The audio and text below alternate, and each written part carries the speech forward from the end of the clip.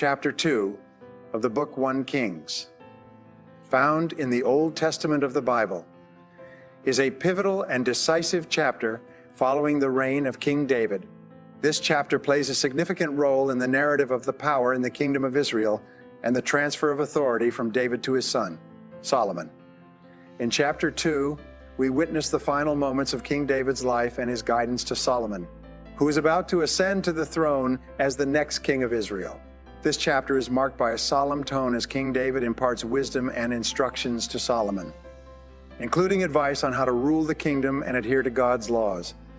David also addresses some of his personal wishes and concerns as he approaches the end of his life. This chapter serves as the foundation for Solomon's rule, who is renowned for his wisdom and for overseeing the construction of the first temple in Jerusalem. Throughout chapter 2, readers are presented with themes of succession, leadership, and the spiritual responsibilities of a king in Israel. It also serves as a testament to the rich historical and spiritual heritage found in the Bible.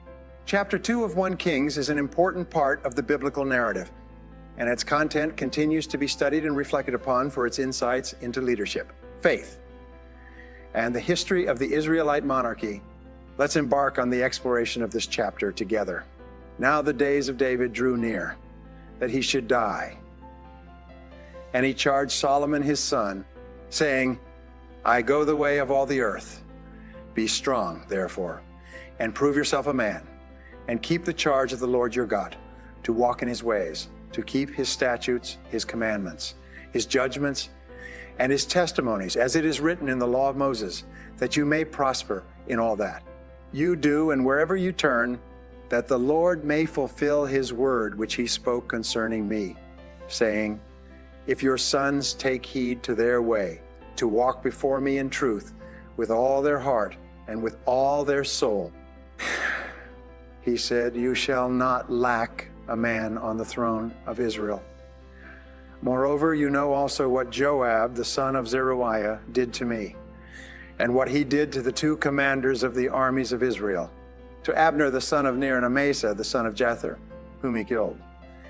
And he shed the blood of war in peacetime, and put the blood of war on his belt that was around his waist, and on his sandals that were on his feet. Therefore do according to your wisdom, and do not let his gray hair go down to the grave in peace, but show kindness to the sons of Barzillai the Gileadite, and let them be among those who eat at your table. For so they came to me when I fled from Absalom your brother. And see, you have with you Shimei the son of Jeruiah, a Benjamite from Bahurim, who cursed me with a malicious curse in the day when I went to Mahanaim. But he came down to meet me at the Jordan, and I swore to him by the Lord, saying, I will not put you to death with the sword. Now therefore, do not hold him guiltless, for you are a wise man and know what you ought to do to him. But bring his gray hair down to the grave with blood. So David rested with his fathers and was buried in the city of David. The period that David reigned over Israel was 40 years. 7 years he reigned in Hebron, and in Jerusalem he reigned 33 years. Then Solomon sat on the throne of his father David, and his kingdom was firmly established. Now Adonijah the son of Haggith came to Bathsheba, the mother of Solomon. So she said, do you come peaceably? And he said, peaceably. Moreover, he said, I have something to say to you. And she said, say it. Then he said, you know that the kingdom was mine, and all Israel had set their expectations on me, that I should reign. However, the kingdom has been turned over and has become my brother's, for it was his from the Lord. Now I ask one petition of you. Do not deny me. And she said to him, say it. Then he said, please speak to King Solomon, for he will not refuse you, that he may give me Abishag the Shunammite as wife. So Bathsheba said, very well, I will speak for you to the king. Bathsheba therefore went to King Solomon to speak to him for Adonijah. And the king rose up to meet her and bowed down to her, and sat down on his throne, and had a throne set for the king's mother. So she sat at his right hand. Then she said, at his right hand. Then she said, I desire one small petition of you. do not refuse me." And the king said to her, "Ask it, my mother, for I will not refuse you." So she said, "Let Abishag the Shunammite be given to Adonijah, your brother, as wife." And King Solomon answered and said to his mother, "Now why do you ask Abishag the Shunammite for Adonijah? Ask for him the kingdom also, for he is my older brother, for him, and for Abiathar the priest, and for Joab the son of Zeruiah." Then King Solomon swore by the Lord, saying, "May God do so to me, and more also, if Adonijah has not spoken this word against his own life. Now therefore, as the Lord lives, who has confirmed me and set me on the throne of David my father, and who has established a house for me, as he promised, Adonijah shall be put to death today." So King Solomon sent by the hand of Benaiah the son of Jehoiada, and he struck him down, and he died. And to Abiathar the priest, the king said, "Go to Anathoth, to your own fields, for you are deserving of death. But I will not put you to death at this time, because you carried the ark of the Lord God before my father David, and because you were afflicted every time my father was afflicted." So Solomon removed Abiathar from being priest to the Lord. Then news came to Joab, for Joab had defected to Adonijah, though he had not defected to Absalom. So Joab fled to the tabernacle of the Lord, and took hold of the horns of the altar. And King Solomon was told, "Joab has fled to the tabernacle of the Lord. There he is, by the altar." Then Solomon sent Benaiah the son of Jehoiada, saying, "Go, strike him down." So Benaiah went to the tabernacle of the Lord, and said to him, "Thus says the king, come out." And he said, "No, but I will die here." And Benaiah brought back word to the king, saying, "Thus said Joab." And thus he answered me.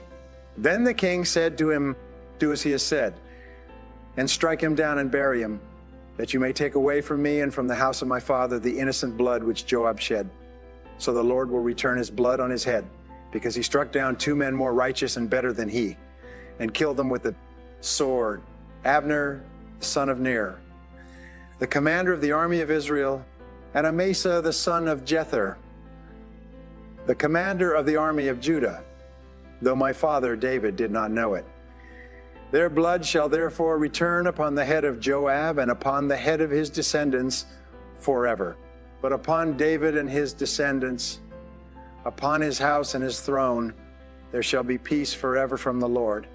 So Benaiah the son of Jehoiada went up and struck and killed him, and he was buried in his own house in the wilderness. The king put Benaiah the son of Jehoiada in his place over the army, and the king put Zadok the priest in the place of Abiathar. Then the king sent and called for Shimei, and said to him, "Build yourself a house in Jerusalem and dwell there, and do not go out from there anywhere, for it shall be on the day you go out and cross the brook Kidron. Know for certain you shall surely die. Your blood shall be on your own head." And Shimei said to the king, "The saying is good, as my lord the king has said, so your servant will do." So Shimei dwelt in Jerusalem many days. Now it happened at the end of 3 years that 2 slaves of Shimei ran away to Achish the son of Maachah, king of Gath. And they told Shimei, saying, "Look, your slaves are in Gath." So Shimei arose, saddled his donkey, and went to Achish at Gath to seek his slaves. And Shimei went and brought his slaves from Gath. And Solomon was told that Shimei had gone from Jerusalem to Gath and had come back. Then the king sent and called Shimei and said to him, "Did I not make you swear by the Lord and warn you, saying, know for certain that on the day you go out and travel anywhere, you shall surely die? And you said to me, the word I have heard is good. Why then have you not kept the oath of the Lord and the commandment that I gave you?" The king said moreover to Shimei, "You know, as your heart acknowledges all the wickedness that you did to my father David, therefore the Lord will return your wickedness on your own head. But King Solomon shall be blessed, and the throne of David shall be established before the Lord forever." So the king commanded Benaiah the son of Jehoiada, and he went out and struck him down, and he died. Thus the kingdom was established in the hand of Solomon.